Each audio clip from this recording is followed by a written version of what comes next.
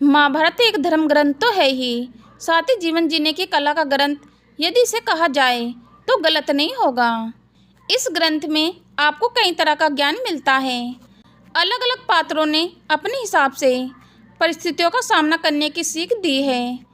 फिर चाहे वे कर्ण हो, दुर्योधन हो या फिर शकुनी जैसा षड्यंत्रकारी हो, सबने अपनी परिस्थितियों के हिसाब से सामान्य मनुष्यों को यह समझाने का प्रयत्न किया है कि ऐसी परिस्थितियों में आखिर किस बुद्धि से काम लेना चाहिए। ऐसे ही पात्रों में एक है विदुर, जिन्होंने अपने ज्ञान से कई लोगों को रास्ता दिखाया है और उनके इस ज्ञान को अलग अलग रूपों में संग्रहित किया गया है, जिसे विदुर की नीति का नाम दिया गया है। चलिए हम भी जान लेते हैं कि आखिर वनवास जाते पांडवों को विदुर जी ने ऐसी कौन सी बातें बताई थी जो उनके काम आने वाली थी, जिसे उनके जीवन का सबसे मूल्य ज्ञान यदि कहा जाए तो गलत नहीं होगा। ऐसा ही ज्ञान विदुर जी ने पांडवों को वन में जाने से पहले दिया था। उन्होंने कहा था कि किसी भी काम को शुरू करने से पहले उसके बारे में पूरी तरह से मन बनाना बहुत ज़रूरी होता है। बिना मन के या बिना सोचे समझे शुरू किया गया कोई भी काम कभी भी पूरा नहीं किया जा सकता। पांडवों का वन में जाना भी अपने अधिकारों को प्राप्त करने का एक लंबी लड़ाई लड़ने का पहला कदम था, जिसे उन्होंने बहुत सोच समझकर ही उठाया था। युधिष्ठिर चाहते तो अपने अधिकारों को वहीं रहकर ले सकते थे। सभी सज्जन उनके पक्ष में भी थे, लेकिन युधिष्ठिर का मानना था कि यदि उन्होंने धूतकीर्णा में द्रौपदी को दांव पर लगाकर अपने भाइयों को दास बनाकर गलती की है तो उसका पश्चाताप करना भी बहुत ज़रूरी है, जिसे वन में जाए बिना नहीं किया जा सकता था। वन में जाने के बाद ही उन्होंने बहुत सी ऐसी विद्याएं सीखी, ऐसे शास्त्रों को प्राप्त किया जो आगे चलकर महाभारत युद्ध में उनके काम आए। वन में रहते हुए पांडवों ने संघर्ष तो किया ही, साथ ही बहुत से शस्त्रों को प्राप्त किया, बहुत से देवताओं का आशीर्वाद प्राप्त किया, बहुत से राजाओं का विश्वास भी प्राप्त किया, जो आगे चलकर उनके बहुत काम आया। इसलिए महात्मा विदुर ने कहा था कि किसी भी काम में महारत हासिल करने के लिए उसे शुरू करने से पहले उसके बारे में पूरी तरह से तैयारी कर लेनी चाहिए, ताकि उसका सफल होना सुनिश्चित हो जाए। ऐसा करने से आपको उस काम में सफल होने से कोई नहीं रोक सकता। पांडु ने विदुर जी की इस नीति को बहुत ही अच्छे से अपनाया था और बाद में उन्हें सफलता भी मिली थी।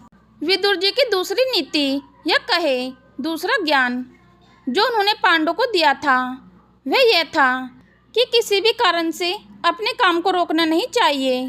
कई लोग जोश और उत्साह में आकर काम तो शुरू कर लेते हैं, लेकिन कुछ समय बाद उनकी दिलचस्पी उस काम में कम होने लगती है और वे काम को बीच में ही छोड़ देते हैं। किसी भी काम की सफलता में यह सबसे बड़ी रुकावट होती है। इसलिए ध्यान रखें कि चाहे कारण कोई भी हो, अपने नीचे पर अड़े रहे और काम को पूरा किए बिना उसे छोड़े नहीं। यही परिस्थिति अर्जुन के सामने युद्ध में आई थी, जब अपने परिजनों को देखकर उनके हाथ कांपने लगे थे।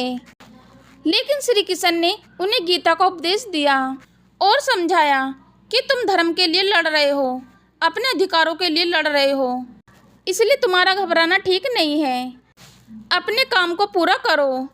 जिस निश्चय के लिए तुम घर से निकले हो, जिसके लिए तुमने इतना संघर्ष सहन किया, उसे बीच में रोकना पाप होता है। इसलिए विदुर जी की यह नीति भी अर्जुन और पांडवों के बहुत ही काम आई थी। विदुर जी की तीसरी नीति पांडवों के लिए यह थी कि किसी भी मनुष्य को सफल और असफल बनने में समय का सबसे बड़ा हाथ होता है। जो मनुष्य समय की कीमत समझता है वे किसी भी काम को बड़ी ही आसानी से कर जाता है। समय को व्यर्थ करने वाला व्यक्ति कभी भी जीवन में ऊंचाई या सफलता को नहीं पा सकता। वन में रहते हुए पांडव यदि चाहते तो आराम से अपना जीवन बिता सकते थे, लेकिन उन्होंने ऐसा नहीं किया। सभी पांचों पांडव ने अपने अपने स्तर पर संघर्ष किया, कई देवताओं से वरदान प्राप्त किया, तप किया और अज्ञातवास के दौरान भी उन्होंने अलग अलग वेशभूषा धारण करके अपने समय को गुजारा और बहुत कुछ सीखने का प्रयत्न भी किया। यही विदुर जी उन्हें सिखाना चाहते थे कि अपने काम को पूरा करने के लिए अपने लक्ष्य को प्राप्त करने के लिए समय को कभी भी बर्बाद ना करें। चौथी सीख जो विदुर जी ने पांडवों को दी थी वह यह थी कि अपने मन को वश में रखना आना चाहिए। यह एक बहुत बड़ी चुनौती होती है। हर मनुष्य के लिए हर किसी का मन बहुत ही चंचल होता है। वह एक जगह एक काम पर टिक ही नहीं सकता। जो मनुष्य अपने मन और अपनी इच्छाओं को वश में नहीं रख पाता वह किसी भी काम में सफल नहीं हो पाता। जीवन में सफलता पाने के लिए अपनी अनावश्यकता इच्छाओं को वश में रखना चाहिए। पूरी तरह से अपने काम के प्रति समर्पित होना बहुत जरूरी है और यही पांडवों ने किया था। उन्होंने अपने मन को वश में रखा। वे चाहते तो दुर्योधन से उसी समय युद्ध कर सकते थे और द्रौपदी के अपमान का बदला उसी समय ले सकते थे, लेकिन पांडवों ने अपने मन को वश में रखा और सही समय का इंतजार किया, जिसका परिणाम उन्हें बाद में जाकर मिला। उन्होंने कौरवों को युद्ध में भी हराया, अपने अधिकारों को भी प्राप्त किया और सबकी नज़रों में अपने आप को सही साबित किया। तो यह विदुर नीतियाँ पांडवों ने अपनाई और आप भी अपने जीवन में इन बातों को अपनाकर सफलता हासिल कर सकते हैं, जो हर मनुष्य के लिए ज़रूरी है। मित्रों, आपको यह बातें कैसी लगी या फिर नीति से संबंधित यह जानकारी आपको कैसी लगी, कमेंट करके ज़रूर बताएं और ऐसे ही ज्ञानवर्धक वीडियो के लिए चैनल को सब्सक्राइब जरूर करें। वीडियो अगर पसंद आई है तो लाइक शेयर जरूर कीजिए। जय श्री कृष्णा। राधे राधे।